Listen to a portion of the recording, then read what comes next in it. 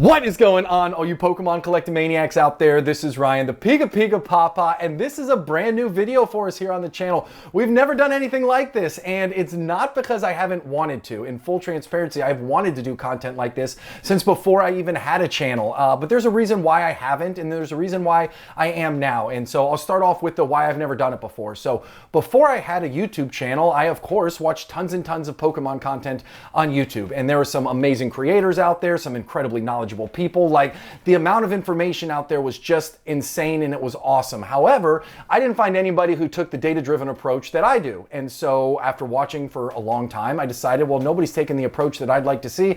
I just need to do it on my own. And that was when the PikaPikaPapa channel started.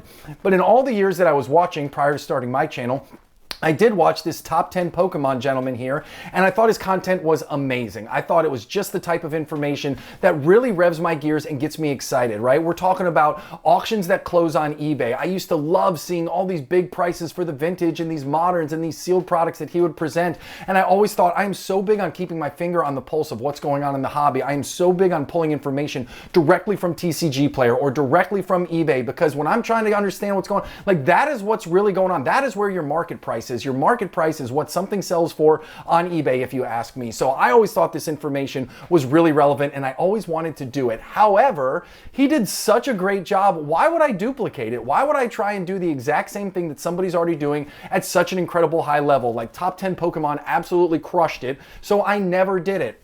However, he has decided to step away from YouTube for a little while, and I'll be really honest with you guys, like, this is a grind. I love it. I get so much energy from it. Interacting with you truly makes me happy. Like, it's so fulfilling for me, but it is a big, big grind. And, you know, he said he's been doing it for 4 years, and he's decided to step away for a little while. He might come back, he might not, but at the end of the day, the content that I found so much value in that he's been presenting is now not going to be there anymore. And as I said, I think it checks a lot of boxes for what we do here on the PikaPikaPapa channel. So I have decided that while I can't fill his shoes, I can't do it as good as he did. He was just such a master of his craft. I am going to do it in my own way, because I do think that the hobby needs this information, and I think all of us Pokemon collecting maniacs out there who try and play chess while everybody else plays checkers, like, this is information that we should have at our fingertips. So in this video, we're going to be looking at auctions that have ended over the last week or 10 days by the time you watch this. It's going to have Japanese in it. It's going to have modern. It's going to have vintage. It's going to have sealed. It has all kinds of stuff in it. But I will tell you, after pouring through all of the eBay closed auctions, I could do a video on any one of those. So if there's a particular area that you think you would find value in, let me know in the comments. And if I get enough responses, maybe we'll break this into one video a week. Maybe it'll be one video a month. Maybe it'll be multiple throughout the course of the month, if you all think that there's enough information here that you'd like to see it. This channel exists for you, and that's why I'm offering it to you. Let me know if there's something you'd like to see.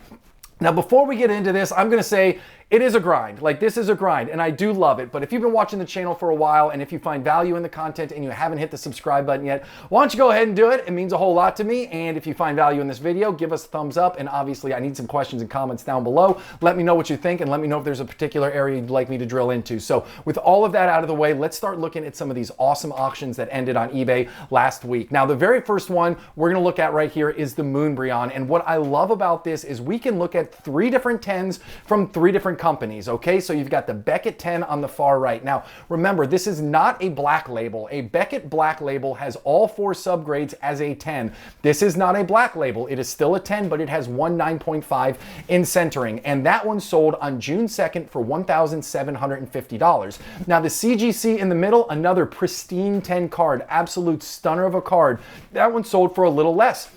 On May 31st, that one sold for $1,550. Now, as you would imagine, there are a ton of Moonbreons that are selling in PSA 10 holders right now. There's almost 13,000 of them in PSA 10 holders. The card is incredibly hot, so they are selling like hotcakes. I will tell you, on average, they're selling in the $1,400 range. So seeing that CGC 10 pristine at $1,550, that's about in line with that. But there is a premium on that BGS 10. $1,750 is materially more than $1,400. So I thought that was a really cool takeaway. Now, the other thing that I thought was really interesting, there have been multiple of the Japanese Moonbreons in PSA 10 that have been selling. There were 4 or 5 of them that sold, again, in that very, very tight time cluster. And those are selling for even more. Those are going for the $1,750 to $1,900 range. That was a huge takeaway for me. what I'm gonna do is next week or next month, whenever we do another view like this, I'm gonna go ahead and pull the population reports for the Japanese variant, because I have a feeling that the Japanese variant, even though Japanese quality is so much higher, I got a feeling that the PSA 10 population of the Japanese Moonbreon is way lower than the regular English PSA 10 version. So really interesting to see 3 different Moonbreons graded by 3 different companies, all in 10s, go for 3 different prices, and even the Japanese, which was leading the charge at the most expensive sales. I thought that was a really big takeaway. Now the next ones that I'm looking at right here, I told you we're gonna throw some Japanese in here, and these cards were absolutely insane in regards to how much they sold for. Okay, so that Megazard X, like the Pikachu wearing the Megazard X poncho right over there, okay, that sold for $4,300 on June 2nd. It was an auction. I love auctions. I think that's a true representation of the value of the card, and there were 34 bids on that one. Now, this isn't a card that's in really low population. Now, it's not as high as the Moonbreon at 13,000, but there's 1,556 of those in PSA 10s. And then I went a step further. I said, well, let's look back and see at the very last PSA 10 that sold of the exact same card. So on 5/28/24, not long ago, that exact same card sold for $3,900. And then maybe, what, a week later, it sold for $4,300. So really interesting to see that. And then the card, the Mega Battle Creatures Challenge card, right, with the Pikachu and his poncho. I love that card. The artwork is fantastic. Now, this one has a much lower population, only 240 of those in PSA 10s. It sold for a little bit more, $4,520 on June 3rd, but 51 bids. That is a ton of bids. There was a flurry of activity to buy this card. So again, I love it when they are auctions that close. The card is absolutely a $4,500 card, and really cool to see these really amazing Japanese cards with awesome artwork and unique promos that we don't get in English sell for such a high amount of money. Really cool, and I thought these were awesome takeaways from this view. Next one right here, coming back into English and looking at some of the biggest and the baddest in the entire game. We've got that Charizard first edition right there in a PSA 9 mint. That one sold for $23,995. We're just going to go ahead and call it $24,000 on June 2nd. It was a buy it now, but hey, listen, $24,000 for that is nothing to shake a fist at. That is a huge amount of money for a PSA 9, even though it is the biggest and the baddest first edition Charizard holo card. Now, it does have a population of 719 in that PSA 9, and there's only 124 of them in PSA 10s out there, so really, really, really rare card in PSA 10. Now, the last PSA 9 sold for $2,000 less. Again, almost a week prior on 5/28/24, a PSA 9 first edition holo Charizard sold for $22,000. So in a very short time, the next one sold for $24,000. Really cool to see that this card is significantly, got a lot of excitement behind it, and obviously people are paying a significant premium on it. The other one that was really cool was this Charizard EX Dragon Frontiers in a CGC 10 mint holder. Now, there was a huge takeaway for me on this one. Another one that went to auction, 73 bids. 73 freaking bids for this card, and it finished at $7,255 on June 3rd. Absolutely insane. But again, this is a CGC 10, okay? So I thought, how many PSA 10s are in existence? There are 99 of these in a PSA 10 holder, and the very last PSA 10 sold in February of this year, and the PSA 10 sold for $17,301. Now, I don't know if I have the stones to crack this and resub it, but man, if you bought this for $7,000 and you were able to crack it and sub it to PSA, and it came back as a 10, knowing that the last one sold in February of this year, super recently, for $17,000, that could be a $10,000 upside. I don't have the money to make that kind of bet. I don't think I have the stones to make that kind of bet, but that was a big takeaway from me. Just a big difference in prices between a CGC 10 versus a PSA 10 that sold recently. The next ones we're looking at right here, Evolving Skies booster box cases. I was fascinated with how many of these have been selling and how consistent the prices have been. Look at this, $4,075, $4,150, $4,150, $4,175. If Evolving Skies ends up being the biggest and the baddest set in recent memory, obviously Team Up is on a whole different level because it was short printed. Obviously Evolving Skies is going to be the biggest and the baddest from the Sword and Shield era. Like, could this get to be a $1,000 booster box? A lot of people in the comments down below say yes. A lot of people have been saying this is a $1,000 booster box. I think it is. I think it's just a question of when. Is it going to happen in a year, 2 years, 5 years? Who knows? But either way, if you're picking up a sealed booster box case for $4,100 right now, and you really believe that those are $1,000 boxes in there, this is an awesome investment opportunity. I mean, you're talking about the potential of a 50% growth over what, maybe 3 years? It is just incredible, the amount of money and the amount of opportunity that is out there in the Pokemon space right now. So I thought this was really cool to call call these out.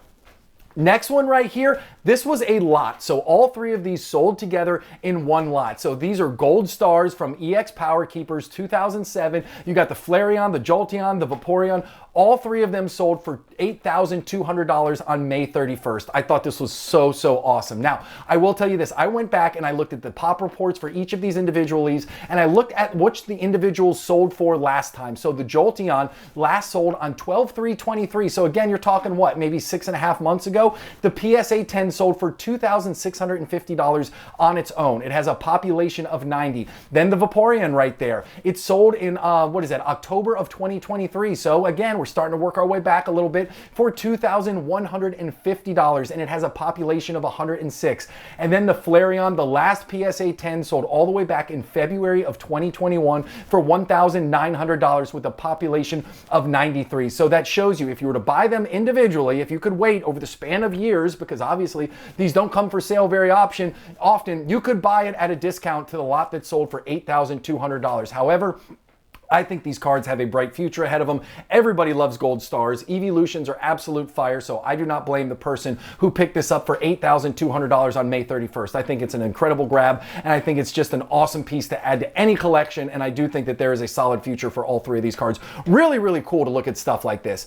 And the last thing we're going to look at was there was a BGS Zard-a-Palooza. We looked at the biggest and the baddest, that first edition PSA 9, but I thought it'd be really cool because there was a BGS 7, an 8, and an 8.5 that sold. Now listen, some of these are labeled thick, some of these are labeled thin, and I did the research because it's not my area of expertise. You know, I'm an ultra modern guy, not a vintage guy, but a lot of people believe that those thick stamps were actually the true first editions, the first run of the first edition, because after they came out, everything has been thin ever since. So when you talk about thick versus thin labels, that is what they're talking about. A lot of people believe that thick stamps are actually, you know, the true first edition of the first editions, if you want to get down into that level minutia. Now, the interesting thing was that BGS 7 first edition with a thin stamp sold for $7,450 on June 3rd. And then the 8, so a BGS 8, a full grade higher with a thick stamp, sold on May 31st for $7,400. Now that one was an auction. Typically, if you let a card go to auction, if you find a card at an auction, you can get a better price than to buy it now. So they got a full grade higher, a full BGS 8 versus a BGS 7 for $50 less because it was at auction and there was 42 bids. Big takeaway there. Then the final one right there, that 8.5 first edition thick stamp, that sold on June 4th for $8,500. Such a cool lineup of cards here. So interesting to be able to see three stunners, first edition, 7, 8, 8.5, and to see the difference in prices. I thought this was a ton of fun and a really cool takeaway for me. Now, I said it in the beginning and I'm going to say it again. There is enough eBay information that I could do 17 million different videos on all of this every week if you wanted. I need you to help me cut through the noise. I need you to help me tell me what you would find value in, and I'll be happy to do all the work for you. So if you made it to the end of this video, hit that subscribe button. If you like what you see, give us a thumbs up. Questions or comments, drop them down below. I appreciate you more than you can say. I hope you have an awesome one, and I'll talk to you later. See you, everybody. Bye.